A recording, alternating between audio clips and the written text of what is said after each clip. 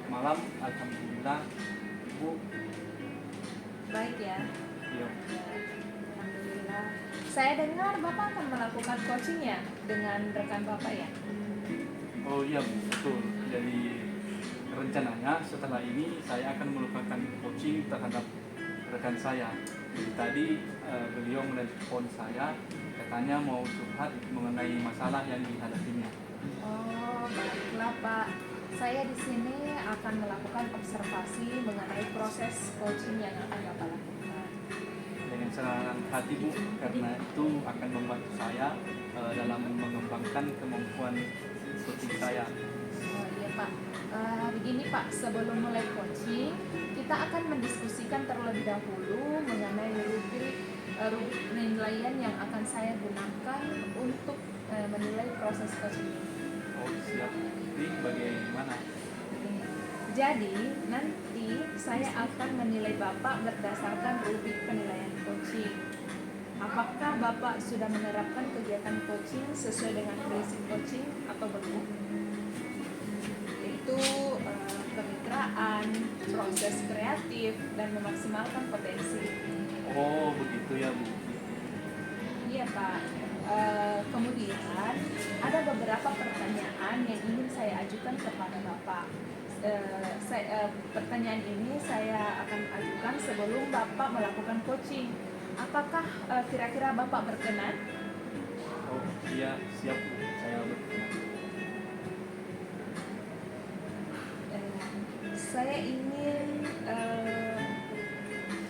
kira-kira kompetensi coaching apa yang ingin Bapak kembangkan nanti pada saat melakukan coaching? Yang saya ingin kembangkan, Bu, yaitu kompetensi mulai dari memiliki kesadaran atau kehadiran penuh, kemudian mendengarkan secara aktif, kemudian dan mengajukan pertanyaan yang berbobot, Bu. Bagus sekali Pak. Nanti saya akan bantu untuk mengalatinya ya Pak ya. Ya, Bu, agar kemampuan kompetensi saya ini dapat meningkat di masa depan. Betul sekali Pak.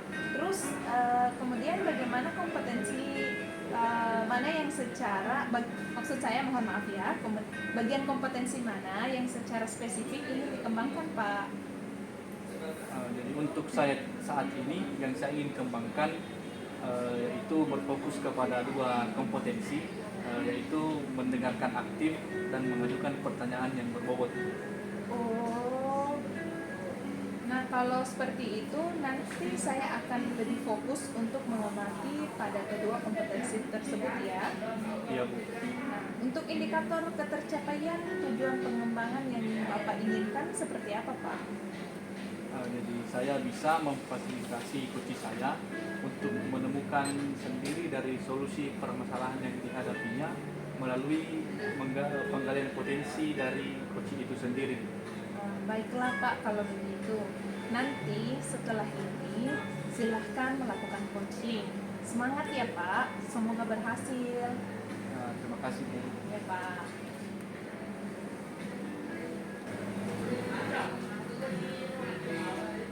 Ibu Emi, terima kasih telah meluangkan waktu untuk bertemu hari ini. Saya tahu Ibu baru beberapa minggu mengajar di kelas 5. Bagaimana perasaan Ibu saat ini? Terus terang Pak, saya jujur saya masih merasa sangat kewalahan karena siswa saya di kelas 5 ini sangat aktif dan seringkali sulit dikerjakan Pak. Materi yang saya berikan juga sepertinya belum terlalu menarik bagi mereka. Oh, saya mengerti perasaan Ibu. Menghadapi kelas baru memang membutuhkan penyesuaian. Jadi mari kita bahas lebih lanjut apa saja yang membuat Ibu merasa kesulitan. Apa tujuan utama yang ingin Ibu capai dalam mengajar kelas 5 ini? Seperti halnya di kelas-kelas saya sebelumnya Pak, saya ingin siswa-siswa saya di kelas 5 ini bisa lebih baik dalam belajar, lebih aktif. Selain itu mereka mampu memahami materi dengan baik dan tentu saja merasa senang berada di kelas saya. Oh, begitu. Jadi menurut Ibu Apakah pengelolaan kelas yang telah Ibu lakukan sudah sejalan dengan tujuan yang hendak Ibu capai? Saat ini saya sudah berusaha mencairkan suasana di dalam kelas. Saya berusaha mengajar dengan cara yang menyenangkan, namun tetap saja masih ada siswa yang tidak mengindahkan instruksi yang telah saya ucapkan. Oh, kalau begitu mari kita bahas lebih lanjut permasalahan apa yang sedang Ibu hadapi dalam kelasnya. Jadi tadi selain kesulitan dalam mengelola kelas, adakah tantangan lain yang Ibu hadapi? Iya Pak, saya juga sangat kesulitan dalam memilih metode pembelajaran yang tepat. Saya khawatir metode yang saya gunakan selama ini tidak efektif untuk siswa kelas 5 Pak. Oh ya. Jadi mari kita bahas lebih dalam mengenai metode pembelajaran.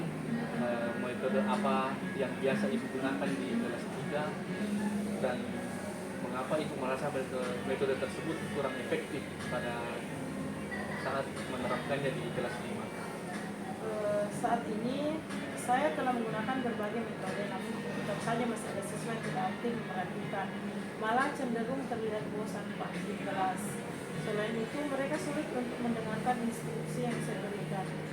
Bisa Ibu ceritakan lebih spesifik mengenai perilaku siswa yang sulit dikendalikan? Apakah ada pola tertentu yang Ibu amati? Iya Pak, biasanya saya melihat mereka mudah sekali teralihkan perhatiannya dan terkadang mereka keluar kelas tanpa izin Pak. Selain itu mereka kadang berkata kasar pada teman-temannya. Selain itu mereka senang sekali memasukkan makanan di dalam kelas pada saat pelajar. Padahal saya sudah menuntut mereka untuk membuat kesepakatan kelas. Tapi tetap saja Pak, tetap melanggar. Oh begitu ya Bu. Jadi pernahkah Ibu mencoba beberapa strategi untuk mengelola kelas dan apa hasilnya? Sejauh ini yang saya lakukan hanya membuat kesepakatan kelas Pak dan berusaha untuk mengajarkan mereka tentang hak dan kewajiban dan tanggung jawab di dalam kelas. Adakah faktor lain di luar kelas seperti di lingkungan keluarga atau teman sebaya yang mungkin mempengaruhi perilaku dari siswa yang Ibu ajarkan? Sejauh ini saya belum pernah mengadakan pertemuan dengan orang tua wali murid Pak, sehingga saya belum memiliki data. Semoga segera saya dapat bertemu dengan mereka Pak. Coba Ibu ingat pada waktu mengajar di kelas 3, metode pembelajaran apa yang biasa Ibu gunakan, kemudian mengapa Ibu merasa metode tersebut efektif pada saat itu? Saya sebenarnya sudah pernah mencoba menggunakan metode yang pernah saya gunakan ketika saya mengajar di kelas 3. Namun sepertinya kurang efektif Pak digunakan di kelas 5 ini Pak. Jadi apa yang membuat Ibu merasa metode tersebut kurang efektif di kelas 5? Apakah siswa terlihat bosan, tidak fokus, atau mengalami kesulitan dalam memahami materi? Saya merasa metode tersebut tidak memberikan hasil yang seperti yang saya harapkan Pak. Jadi adakah materi pelajaran tertentu yang lebih sulit diajarkan di kelas 5 jika dibandingkan dengan pada saat kelas 3? Jika dilihat dari segi materi pelajaran di kelas 5 sepertinya lebih kompleks Pak. Jadi berdasarkan apa yang sudah kita diskusikan, apakah Ibu menemukan strategi yang akan Ibu terapkan untuk pembelajaran di kelas 5? Saat ini saya punya beberapa pilihan Pak, bagaimana saya mencoba menerapkan metode pembelajaran yang lebih efektif, seperti membuat diskusi kelompok kecil atau membuat proyek-proyek kecil. Selain itu saya juga merancang kegiatan pembelajaran, salah satunya adalah mengerjakan konsep pecahan. Saya biasakan menggunakan media visual seperti gambar serta memberikan banyak contoh Pak. Oh, ya. Jadi selain itu, apalagi kira-kira yang harus Ibu antisipasi agar kondisi kelas Ibu tetap kondusif? Selain itu mungkin saya juga akan mencoba membuat kelompok belajar kecil. Saya juga berencana memberikan asesmen kognitif dan non kognitif, sehingga saya memiliki data yang lebih akurat. Untuk jangka panjangnya saya merasa harus memperoleh data tersebut, karena selain itu saya merasa setiap siswa memiliki karakteristik yang berbeda, sehingga saya harus mencari cara untuk menggabungkan disiplin dengan pembelajaran yang menyenangkan. Oh, sangat bagus Ibu. Untuk mendukung Ibu, saya akan bantu mencarikan referensi materi pembelajaran yang sesuai dengan karakteristik siswa kelas 5. Terima kasih Pak. Sangat bagus Bu, kemauan Ibu untuk mencoba hal baru merupakan langkah yang tepat. Jadi saya yakin dengan sedikit penyesuaian yang Ibu lakukan bisa menciptakan suasana belajar yang lebih menyenangkan dan efektif. Terima kasih atas dukungannya Pak. Saya akan berusaha yang terbaik Pak.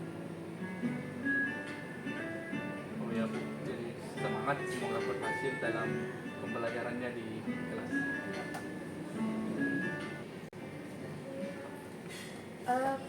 Pak, bagaimana keadaannya? Sudah kan melakukan proses coachingnya? Alhamdulillah Bu, sudah selesai. Alhamdulillah. Memangnya bagaimana tadi prosesnya? Apa yang Bapak rasakan setelah melakukan proses coaching? Alhamdulillah, saya merasa lega Bu. Saya senang bisa membantu teman saya menyelesaikan masalahnya dengan menggali potensi yang ada pada dirinya. Terus apa lagi ya Pak? Tadi saya melakukan coaching dengan menggunakan pendekatan Tirta Bu, dan saya senang bisa menerapkannya. Alhamdulillah. Saya tadi sudah melihat dan mengamati Bapak melakukan coaching dengan pendekatan Tirta. Saya melihatnya sudah bagus Pak, dan lengkap juga, mulai dari tujuan, identifikasi maupun tanggung jawab. Semuanya sudah Bapak terangkan tadi. Itu sudah bagus Pak. Oh iya Bu, jadi terima kasih atas bantuan pengamatannya. Itu akan membantu saya untuk lebih baik ke depannya dalam melakukan proses coaching. Kira-kira kompetensi coaching mana lagi yang ingin Bapak kembangkan setelah melakukan proses coaching tadi Pak? Di sini yang saya ingin kembangkan yaitu pada kompetensi mengajukan pertanyaan berbobot, karena dengan adanya pertanyaan yang berbobot akan mampu menggali lebih dalam lagi potensi coaching saya untuk menemukan solusi dari permasalahannya. Bagus, betul. Oh iya Pak, secara umum semuanya sudah berjalan dengan baik. Semoga kedepannya bisa lebih baik lagi ya dalam melakukan proses coaching ini. Oh iya Bu, terima kasih atas pengamatan dan masukannya. Ada lagi Pak yang ingin dibicarakan? Sepertinya untuk saat ini cukup Bu. Kalau sudah tidak ada lagi, kita cukupkan diskusi kita ini ya Pak ya. Terima kasih Pak atas waktunya. Ya Bu, sama-sama.